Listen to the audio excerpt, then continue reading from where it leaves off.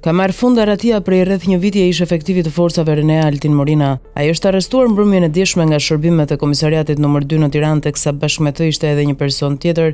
Altin Morina u shpall në kërkim më 17 maj 2024 në kuadër të operacionit Revanshi. Në dinamikën e hetimit të këtij procedimi penal, janë grumbulluar prova që krijojnë dyshimin e arsyeshëm se shtetasi Durim Bami, në bashkëpunim me shtetasin Altin Morina me detyrë efektivi forcave Renea në kohën e kryerjes së krimit, kanë organizuar kultivimin e bimëve narkotike në zonën e Niklës dhe Tapizës, thuhet në dosjen e Spakut. Kujtojmë që Altin Morina u arrestua në mars të vitit 2023 pasi në makinën me të cilën po lëvizte ju gjetën 113.000 euro. 43 vjeçari me detyrë shefi i repartit të stërvitjes tek forcat Renea u prangos në zonën e Kodrës së Diellit teksa lëvizte me një automjet luksoz. Shuma e konsiderueshme u gjet poshtë sediles së pare mbështjell me një qese plasmasi, por një muaj më vonë ai u lirua nga qelia pasi deklaroi se shumën e parave e kishte marrë huat e një biznesmen për një problem personal dhe se ato nuk ishin të krijuara nga aktiviteti kriminal. Ndërsa te dosja Revanshi, sipas Spakut, Altin Morina ka bashkëpunuar me Durim Bamin për kultivimin e kanabisit në zonën e Niklës dhe Tapizës në vitet 2019-2020.